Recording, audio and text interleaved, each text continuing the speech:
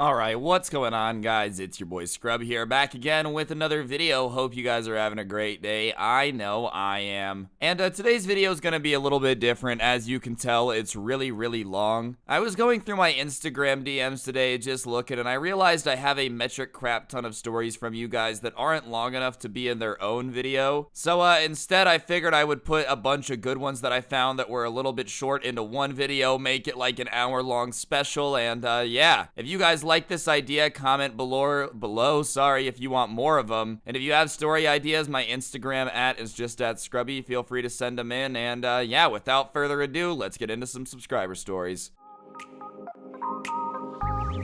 The sun's down and I'm feeling it right, so tell me, little mama, what you doing tonight? You know I'm trying to hit it, I'm not being polite. Alright, so this first one is about a crazy neighbor. Let's go. So there was this older lady that lived in this guy's neighborhood, and she was one of those Karens in the HOA that would like go around the neighborhood and complain about everything she saw. You know, she had her little ruler, and if your grass was 3 centimeters overgrown, she was calling the police. She was just a nuisance, and the person who sent in this story's dad was actually the president of the HOA, and because he was the president, he was always getting emails from this Karen complaining about every little thing that was ever wrong in the neighborhood, talking about how bad his dad was at running it and how, like, you know, he should be ashamed of himself because the HOA president shouldn't let grass get too long. I don't know if she knew that, like, sometimes grass just grows in between it getting mowed, but, you know, she was trying her best. So one day, as this guy and his mom are coming home from school, they start kind of pulling into the driveway. And as they're pulling into the driveway, this Karen lady starts like walking into their front yard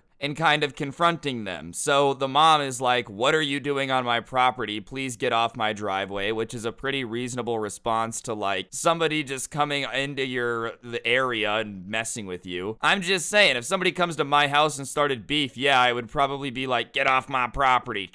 Anyways, this lady decides that the proper response to being asked to leave, isn't to, you know, leave or like simply go away. She instead goes to the sidewalk and says, "Well, now I'm on public property, so you can't make me leave," and is just kind of sitting there staring at him, dude. She's not even arguing with him, she's just sitting there, and obviously this guy's mom is like starting to get frustrated because it's basically the adult definition of "I'm not touching you." You know, when you were trying to torture like your little siblings when they were younger and you would just be like, "I'm not touching you, I'm not touching you." That's literally what this grown woman is doing with another grown woman. And to make it even worse, the reason everybody was so pissed too, especially his mom, is this wasn't the first time she had been snooping. There was one other time before all this where she had sent like her husband into the backyard to go snooping. Anyways, the mom and this lady are kind of going back and forth as she's standing at the bottom of the sidewalk. She just has an obsession with them. She sent her husband in James Bond style to spy on their backyard. Here she is doing the adult version of "I'm not touching you" to argue with them. And finally, after a little bit of arguing, she walks away. I don't know if she realized that like there wasn't actually gonna prove anything. Being the lady standing on the sidewalk yelling at a homeowner just makes you look crazy to everyone driving by. And they think that's the end of it. They're like, "My goodness, this lady sent her husband over here. She went over here. Finally, maybe they'll just leave us alone now." So the kid and his mom go inside, and he's got soccer practice in a bit, so he starts to get ready for soccer practice just like every other day. You know, after your neighbor has already yelled at your mom once, you're not like getting ready for the sequel later. You're just kind of expecting the rest of the day to go normally. At least I would be. So he gets in the car, they go to soccer practice, and he gets back in the car after soccer practice, and his mom is like, "I've got to let you know something crazy happened, and I just like don't think you're gonna believe it." And obviously he's like, "What happened?" You know, expecting to hear some more tales about how this lady had been like yelling at his mom more or arguing with his dad. Nope. Apparently this Karen had gone home after the argument and snapped and ended up game-ending her husband, bro. Yeah, that's right. She had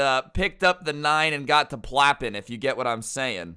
And then after that, she proceeded to blap herself in the thigh so she could tell the police when they came that it was in self-defense, dude. That's right. Moments after arguing with this dude's mom and like, I'm not touching you, I'm not touching you, she yeeted her husband out of existence and then tried to like blame it on him, dude. So obviously that's not what you're expecting whenever you get in the car after soccer practice, just some casual my neighbor committed murder. Definitely not something you're like ever expecting. And he comes home to just rows and rows of cop cars, fire trucks, basically every emergency response vehicle known to man. And there's like news stations out there interviewing everybody. Anyways, at this point, the ambulance takes the husband to the hospital to try to save him. At that point, the only thing everybody knows, though, is he has been shot 7 times. 7, okay? So they're pretty sure that their Karen neighbor just committed murder on her husband, bro. They're interviewing everybody. His dad gets interviewed on the news about it. But the plot twist of all of this is somehow, miraculously, the Karen husband survives. She's not a murderer. She's just an attempted murderer, right? Like, oh my goodness, wow, look at that. Titles can change. And you would think after getting shot 7 times by your wife, you're gonna like file divorce, maybe decide to, you know, send her to jail or whatever. The husband decides not to press charges and she gets out of jail after a month. What in the name of toxic relationship is going on here, bro? I don't care if we're married. I don't care if I have your name tattooed on me. You shoot me 7 times where it's over. It's just done.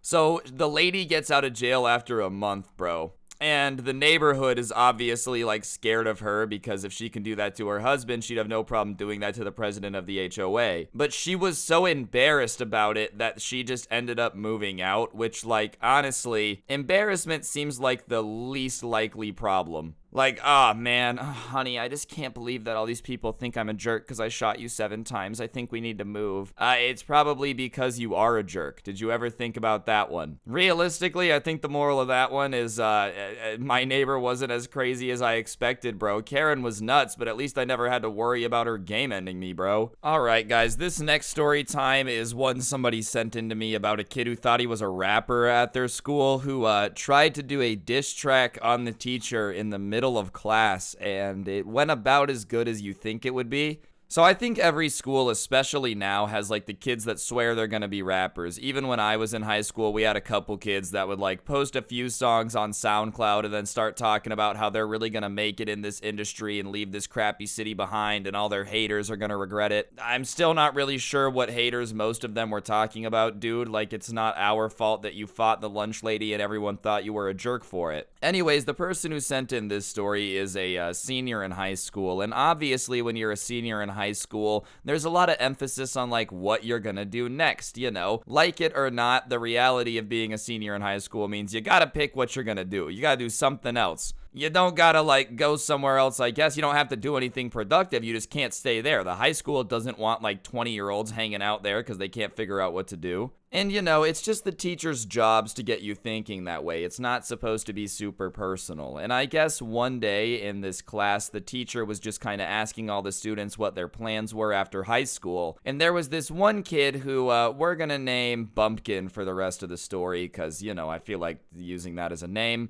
Was swearing that he was gonna be a rapper, dude. Like, everybody else was talking about, you know, the jobs they had, the trade schools they were going to, or like a couple kids wanted to be musicians, but they had already, you know, posted songs before and they had already done stuff like that. You get what I'm saying? Like, it wasn't like out of nowhere they were saying they wanted to be a musician. And this Bumpkin guy was like, yeah, I'm gonna be a rapper. Like, I'm gonna be the toughest in the game. I'm gonna have a song with Drake by the end of the next year. And obviously all the students were like, yeah, sure, because I guess this kid's SoundCloud was kind of a meme at school. Like, it was one of those SoundClouds where everybody would just kind of clown on it low-key. He had like 20 followers. His most played song had 2,000 plays, and it was the first time the teacher had heard about it, though. So they start kind of asking like, oh, well, you know, you're gonna get a song with Drake. Wow, do you have a record deal? Like, oh my goodness, you really have a song with one of the biggest artists in the world? That's incredible. And the kid starts like being like, yeah, you know, I don't have have it yet, but like I'm manifesting it. You know what I mean? Like you gotta think positive. Like if you just hold that thought in your head enough, like it's going to come real. And listen, bro, I see this all the time on social media and stuff like, oh, just manifest your dreams. And I don't think people understand that like manifesting your dreams still means that you have to do the work part of it. Like it doesn't just mean it's magically gonna happen. The idea behind it is you're supposed to think positive, but then like still put in all the hard work, right? Like I'm gonna be a YouTuber and then do everything in your power to be a YouTuber on top of it. You don't just like post a video a month and be like, nah, dog, I'm really manifesting this. It's gonna happen. This guy had like 5 songs, all of which, you know, were not very pop and he didn't have a lot of followers. And he was just convinced that if he thought hard enough, he was gonna get a song with Drake. Like,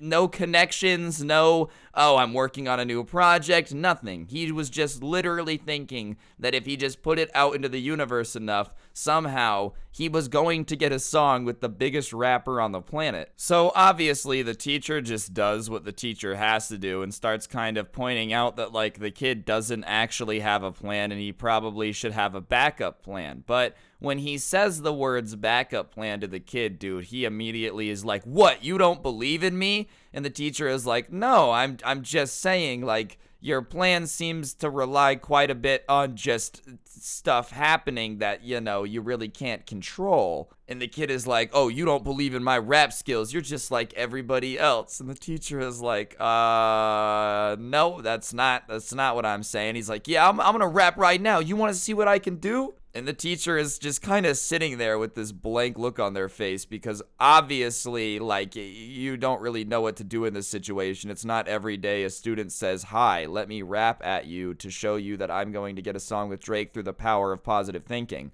So before the teacher can even answer, immediately they're just like, yeah, what's poppin'? I don't like my teacher. My dreams, he's robbing. I'm Batman on this track, and you know I be stomping. Like, he just started doing stuff like that. I'm sorry if you guys heard my fridge. And obviously, he really is, like, really feeling himself, bro. And it starts okay, I guess. Not really the type of stuff that I think Drake would want you to hop on. Like, it doesn't seem like an artist like that. But hey, no harm, no foul, I guess. Do whatever you want to do. He's kind of just going off. And then it starts to get bad, bro. School is a joke, and I don't do it easy. I like cream soda, water bottle, hydro flask. Like, it just stops rhyming, bro. He went from Dr. Seuss to Dr. Helen Keller writing real quick. Just like random words on the page. Stuff was discombobulated, not even making sense. And at that point, the class just kind of starts laughing at him, right? Because it's like, bro, you went from diss track to dissed real quick. And whenever everybody starts laughing, he starts piping up about how, like, yo, all y'all haters are his motivators. And, like, one day when he makes it, y'all are gonna regret laughing at him now. And I'm gonna be completely honest, dude. I think the story would be even better if you eventually made it. Like, imagine saying that you went to school with, you know, Lil Wayne, and you watched him do a horrible diss track against your teacher. That's way more entertaining than, like, yeah, he was always great. And even then, bro, I'm pretty sure the power of positive thinking is not gonna magically get you a song if you can't even do a diss track about a teacher that is one of your haters. I did air quotes on haters there. I just realized you guys can't see it though. Don't take L's like that, bro. I promise it's just not worth it. Being the laughing stock is not a good time. This next one was sent to me. It's about a kid who almost got kidnapped one time. I really did not know how to make this into its own video, but it was pretty scary. I wouldn't say good, because that's not good, but it was a good read. Do you know what I'm saying? Alright, so this little guy was playing on the playground one time at one of those like after school things where it's basically a bunch of teenagers paid to watch all the elementary schoolers after school. And obviously, because it's a bunch of high schoolers watching the kids, they're not paying super close attention. And they were at this playground that was right next to the elementary school, and I guess while they were playing, there was this guy kind of watching them play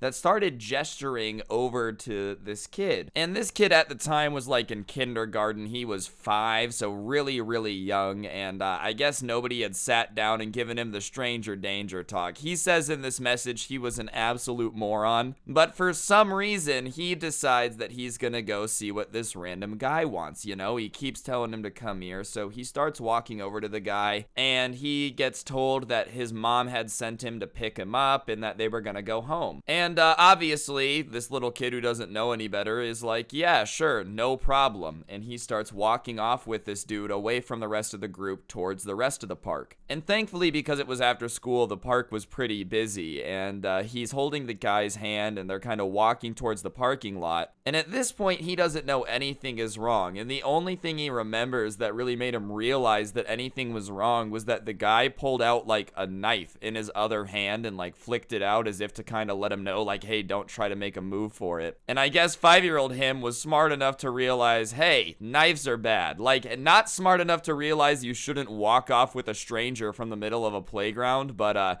you know, somehow was smart enough to realize that knives are bad. So what he decided to do in his 5-year-old mind was something that his mom had taught him, just in case he was ever getting kidnapped, which was to just break away from the dude and run to a woman while screaming mommy. So he like pulls away from the dude's hand, looks around, sees this girl with a stroller, and just starts sprinting to her while yelling mommy, mommy, mommy, like just over and over and over again to make it seem like he was running towards his mom. And he didn't look back while he was running to her, obviously, but when he got to the woman, he could tell that her eyes were super wide and she was like really worried. And he looked back and the guy was just sprinting away. Like, as soon as the kid he was trying to lead away from the playground started getting people's attention and talking to an adult, he got out of there, which is how you know the dude was definitely up to no good. Call me crazy, but if you were just trying to help take a lost kid home, you don't run away when they find their mom, you weirdo. Regardless, the woman who was pushing the stroller took him back to like the school people, and they didn't really care. Like, they were just teenagers, so they were like, oh, that sucks, that's crazy, thank you.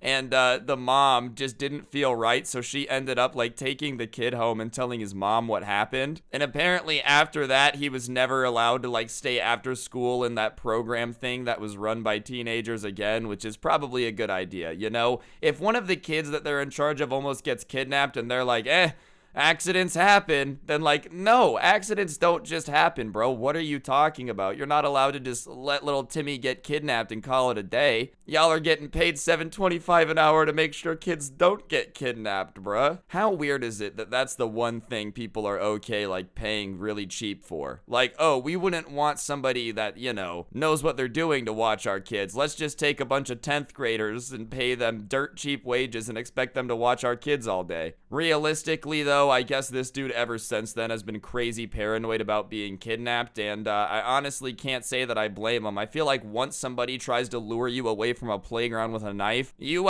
become a little bit more aware of your surroundings. Maybe not in a good way. Like, I'm not saying you deserved it, bro. I'm sorry that happened to you, but I can't say I'm surprised that's what you're paranoid about. It makes sense. That's like everyone's biggest fear, I think. Our next story is about a crazy Spanish teacher, which you guys know I can relate to. I've told a story about my crazy Spanish teacher on here before. So this guy says that the craziest teacher he ever had wasn't anybody that was like smacking kids' heads on the whiteboard or anything. It was never like she was a teacher assigning massive amounts of homework. In fact, for the first 90% of the year, she was an absolutely great Spanish teacher. He says that till this day, he still can speak more Spanish than most people, and a lot of that's because of her. The only thing was she got pregnant at the beginning of the year. And there's nothing wrong with that. Congratulations on having the family, you know. The only thing is, by the end of the year, it meant that she was like 8 months pregnant. And usually around that time, it's about time for you to start like taking maternity leave, taking some time off, I think. You know, like it's just a hard time, I'm sure. You're literally,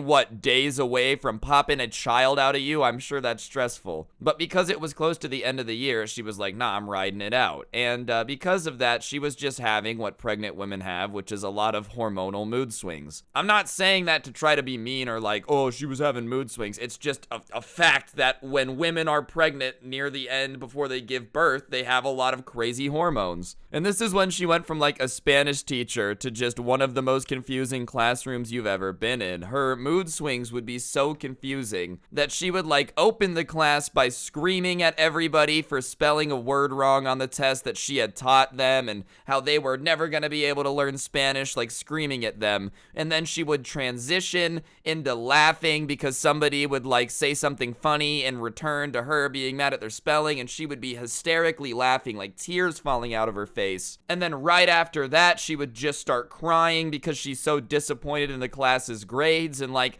all of this is within the first 10 minutes of class happening. It just started becoming very, very unpredictable and all over the place. Some would say, El Pollo Loco. There you go, there's some Spanish for y'all, I'm dropping it in, bilingual scrubby in the chat. And that was pretty normal, just the mood swings and whatnot. But what really got confusing is when she started comparing those mood swings and combining them with like random cravings that would dictate everything. Like once she was writing on the board, teaching some Spanish, teaching you how to conjugate some verbs, all that good stuff that they have to teach you how to do in another language. And out of nowhere, she stops writing and just like staring at the board intensely with her eyes closed. Does that make sense? Like you ever just seen somebody with their eyes closed, but you can tell they're not sleeping, they're like thinking. And all of a sudden she turns around to the class, throws the marker across the room and is like, I want McDonald's. And the whole class, when she turned around and freaked out, was scared that, you know, this lady was about to give birth in the middle of their Spanish class. They were about to meet their new, I don't know what you would call it, your teacher's son, your nephew. Obviously, that's a joke, but you get what I'm saying, bro. I'm sure in Spanish class, they were not prepared for this lady to start giving birth. And all of a sudden, she's just like, I want McDonald's. This lady had gotten a craving for McDonald's so intensely in the middle of her lesson, she had to stop teaching it. And she starts going over to the phone and yelling at him in Spanish, saying that, like, you need to bring me McDonald's, I'm hungry, I have your baby inside me, like, I need McDonald's, I need it now. And I guess everybody knew that, like, her husband was also a teacher at the school, so he obviously couldn't go get McDonald's. And she started crying because of that in the middle of class about how, you know, it was just really unfair that he wouldn't go get her McDonald's. And the entire class is kind of sitting there like, yeah, that is really unfair. Aware of the fact that this dude is definitely not trying to be mean to her. He just can't leave his class in the middle of the day to go get his wife McDonald's. I don't think the boss would really understand that. Yes, Principal Billy, I understand that I left the class unattended and every one of the students ended up starting a small fire, but what you have to understand is my wife wanted McDonald's. The only other time there was something funny about that was a couple days later, similar situation, she froze again, right? And then she went, I want chicken, and just waddled out of the classroom and came back like 5 minutes later with a whole rotisserie chicken and just ate it while teaching Spanish. Honestly, dude, I do have to say, kudos to her for just having the confidence, bro. I'm very grateful that I'm never gonna have to pop a baby out of me. Congratulations if you're a woman. You got a lot to look forward to, apparently. On the bright side, having an excuse to get out of like any room by just saying you want chicken and being able to waddle out does sound pretty sick. I'm not sure if I would be on board with the whole having to push a 9-pound baby out of me thing, but hey, leaving the room is pretty cool for 8 months, I guess. Honestly, I just want to know what she named the kid. Like, did she name him Diablo for the way he made her act? Like, what was the situation here? She probably named him McDonald's in honor of the favorite food of his during his pregnancy or while he was in the tum-tum.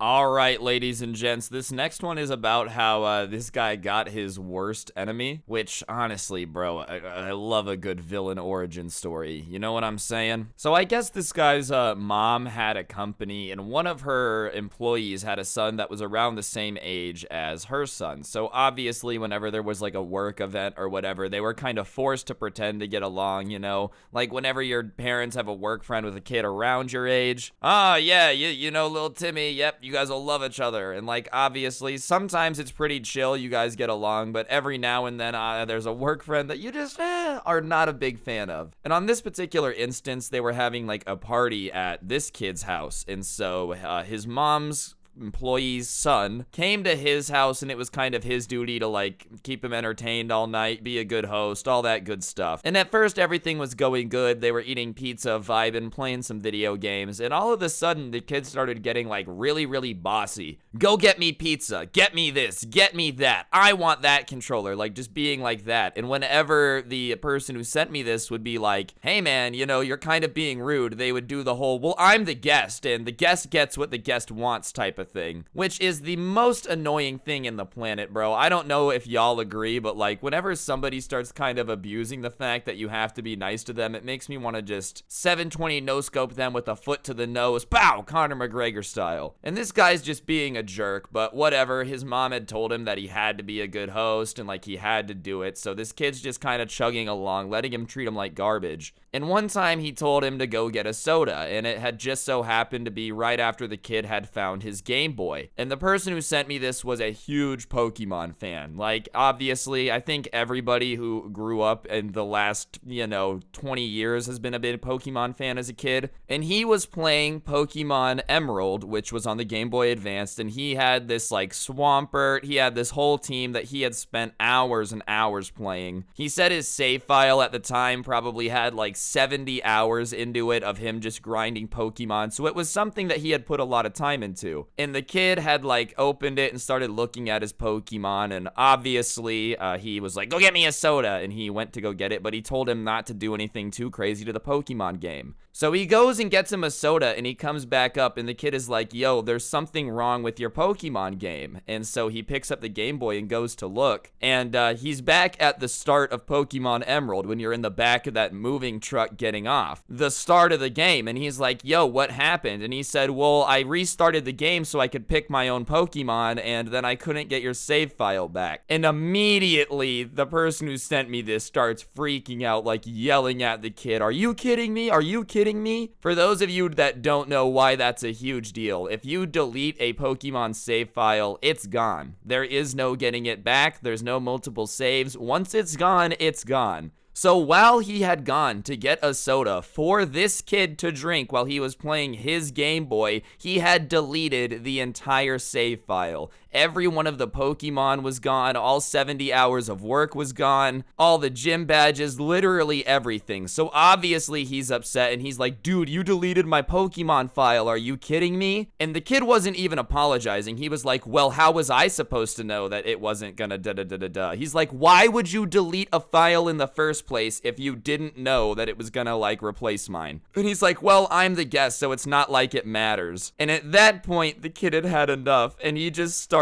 swinging on the dude who had deleted his Pokemon save. All day, he had been treating him like a slave, making him get stuff for him. Go get me this, go get me that. And in return, he deleted all of his Pokemon, bro. I don't blame you for, like, being pissed. But instead of fighting back or anything, the kid just started crying. So the parents come to investigate, and his mom is like, are you kidding me? You're fighting with the guest? Are you out of your mind? That is so inappropriate. And he's getting in trouble for the fact that this kid deleted his Pokemon, and he like got mad about it. All right, this next one is another classic teacher freak out story. I don't know, these are always really fun to read because I had a bunch of crazy teachers, and it makes me feel better to know that I'm not the only person with teachers where you're like, how did you get a job here? Alright, so this one takes place in this guy's 8th grade year. He went to a pretty small school, so there wasn't like a bunch of students roaming around the class. There were only 3 classes in his grade, like 3 classes of 8th graders, you know what I mean? Anyways, they were in science class, and it was getting to the end of class when the science teacher noticed that somebody had taken the eraser off the whiteboard and like put it on a table near the whiteboard.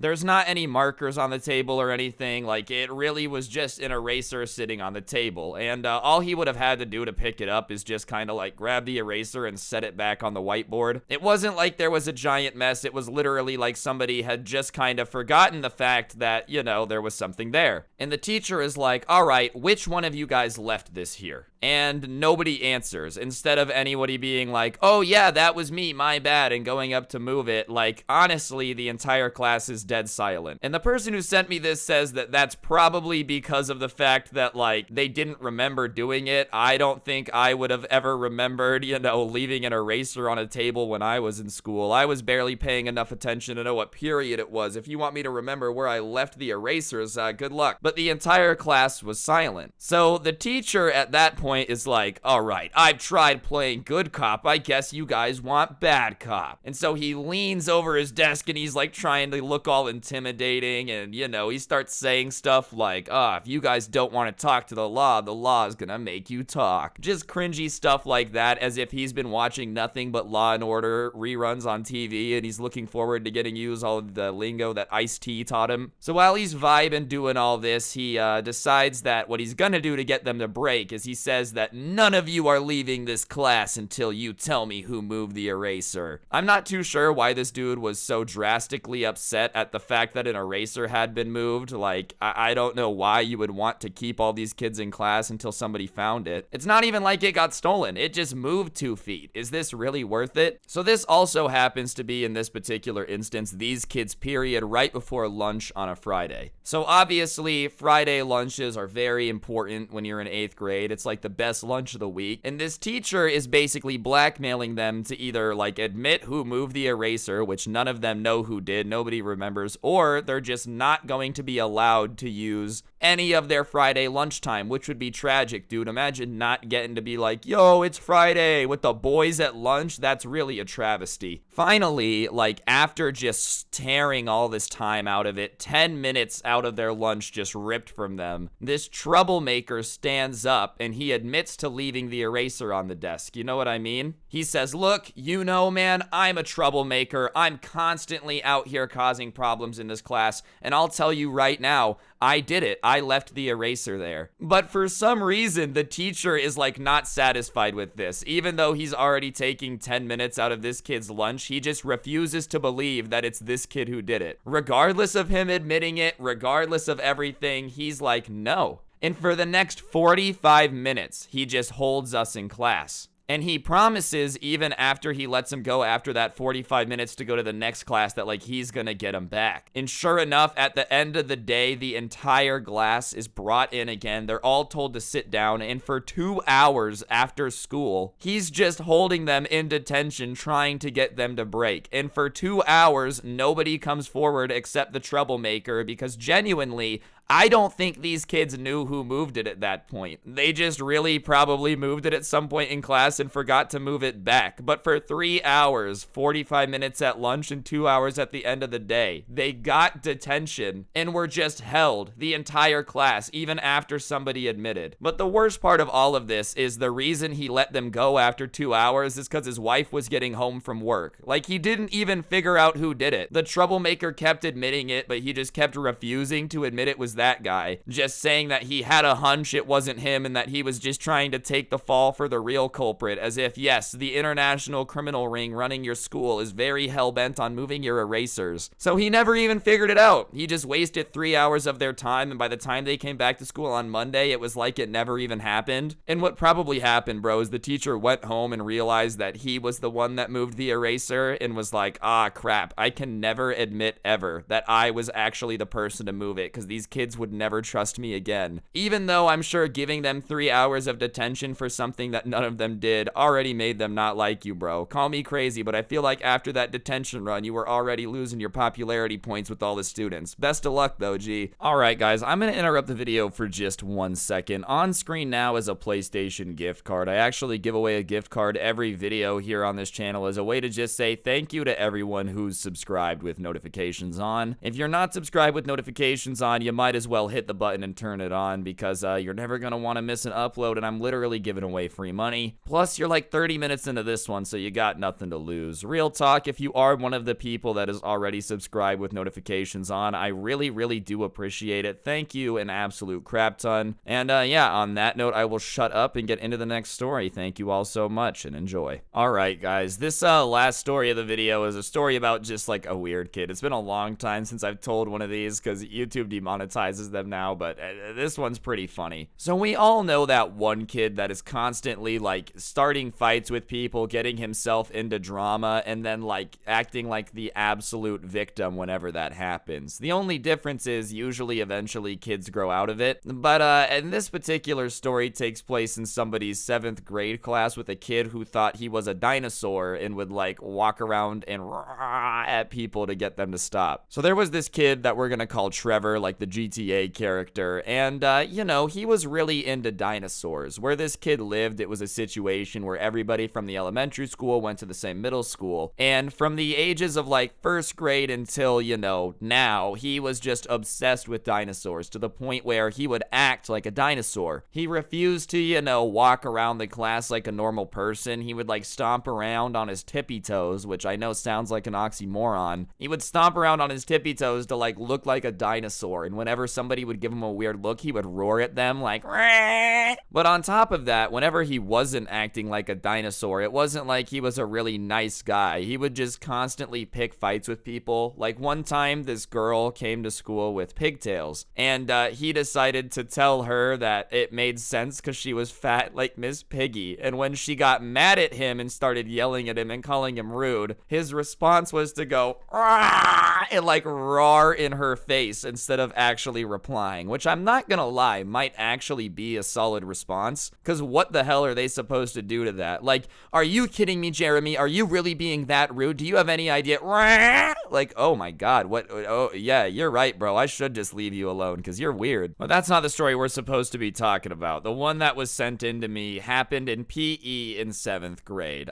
For some reason, dinosaur boy Trevor also thought that he was a blessed super athlete. He was convinced that one day he was gonna go to the NFL, even though he never played football. But it was the time in PE to do the football unit, and obviously whenever that happens, like, all the 7th graders take it very seriously, bro. It is not time to play. We all knew the one kid that took it way too seriously, and Trevor ended up being one of those people. And regardless, one day they're playing, and there was a situation where Trevor was covering somebody going for a pass, and he tripped him and then stepped on his ankle and twisted it on purpose, like to try to keep him from getting back up. And obviously the guy was pissed off that he tried to do it. He didn't actually end up twisting his ankle because, believe it or not, dinosaur guys are not very good at hurting people. But he knew that the guy was playing dirty, so he got up in Trevor's face and was like, "Are you kidding me?" and started shoving him, asking him why he was trying to hurt him on purpose. And the Trevor kid looks at him and said, "I wouldn't do that again if I were you, or you're gonna face the wrath of a real dinosaur." And I guess the kid who was pushing him had just had enough, so he pushed him again. And that's when the Trevor kid gets up on his tippy toes, reaches back, puts his arms in like that T-Rex position, and goes